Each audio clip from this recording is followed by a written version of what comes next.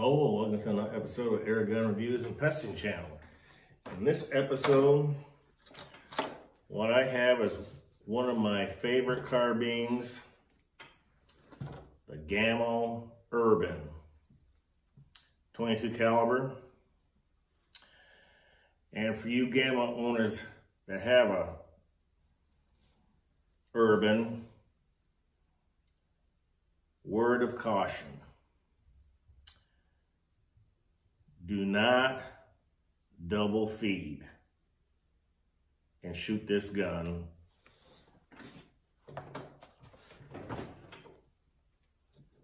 because this is the end result.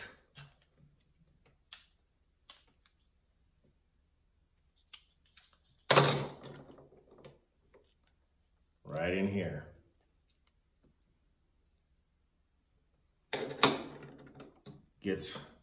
Two pellets get in there, and I've had it happen to me before in the past, and I'm sure each and every one of you have double fed a pellet and went ahead and shot it anyways, and that's what I would normally do, but it ended up breaking these pieces out of it. And the only way I knew what was going on is when I picked my rifle up and I tilted it. I heard something rattle and didn't know what it was. I knew it was coming from inside of here. So I decided to take it apart.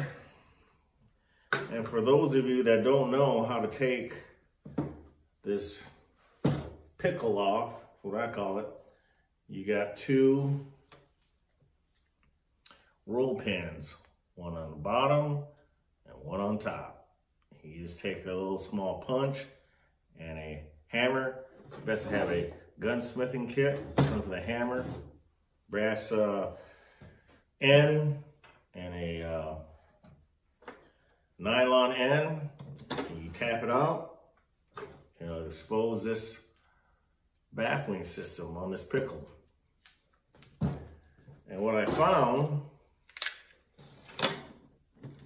was this pellet lodged inside, rattling around. Word of caution: if that happens to you, what I suggest is you get a rod. Go to Menards, Lowe's, favorite hardware store. I ended up getting a round wooden dowel and made a handle.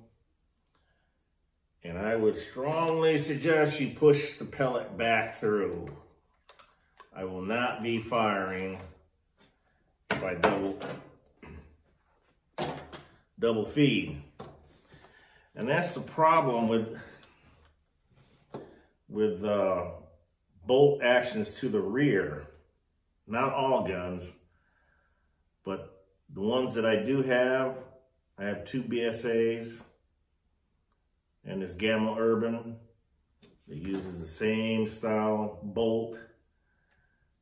And you would think even with this aftermarket bolt with a bigger knob on it, as you can see here, you'd be able to get pretty good grip on it and pull it back. But normally I do, but sometimes it just doesn't happen that way.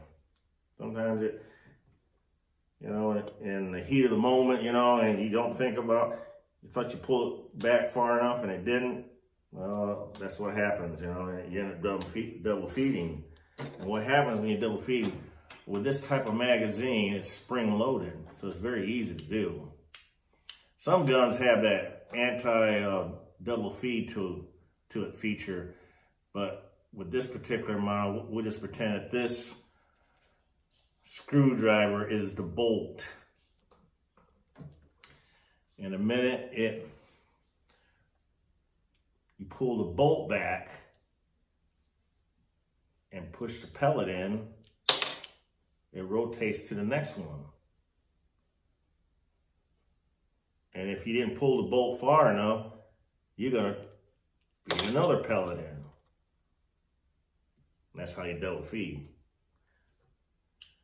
Great magazine, but I like the magazine, but if you double feed, that's a problem. Fortunately, I had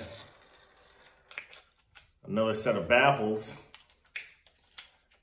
from my Gamo Urban bullpup that I did. And I didn't need the pickle on the end, so I saved it. I'm sure you can buy these. I do have, for any of you out there that wants a exploded diagram of this Gamo Urban, you can call Daisy. They're the ones that Daisy owns, Gamo owns Daisy. If you call Daisy, Gamo, same company, and you can give them the part numbers. If you guys are interested and would like me to email you a PDF file with the exploded view of this Gamo Urban, I'll leave my email in description. I'll give you that. So what I think happened was I was shooting the crossmans, because this gun does like crossman domes. It shoots them quite well, actually. And being that the crossman has a harder alloy, I'm thinking that maybe if it was a softer alloy, like a JSB 14.35, let's say, those are a lot softer. The crossman a lot harder lead.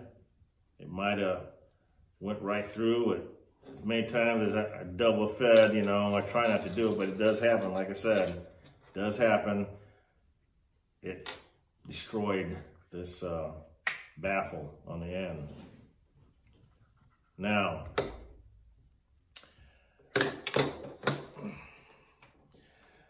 easy mod for you guys at home.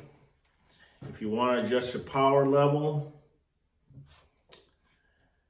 you have to take the action out. Obviously, you can drill a hole on the back side here to access the hammer adjustment screw by taking the stock off of it. Drill a little hole there, and the Allen wrench fits right inside there, and you can adjust it. As long as you have a crony and know how to use one, you know, you can adjust the power level. Another thing that I can't take credit for the one back here, guys, okay? That was I read on the forum, you know, what guys are doing, and I thought that was a good idea, so I'm passing this info on to you. It's not my idea, but, you know, they were sharing, so I'm in turn sharing with you guys, because sharing is caring. So here's another one, which is not my idea either, which I thought was great. Why pull this off when you can just cut a little notch out and expose fill port? Ta-da! You can close it off if you want.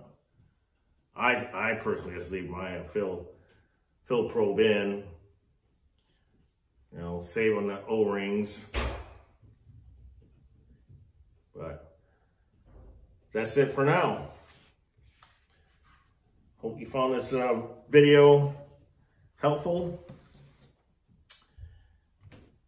Shoot straight, and may your pellet hit its target. See you on the next episode.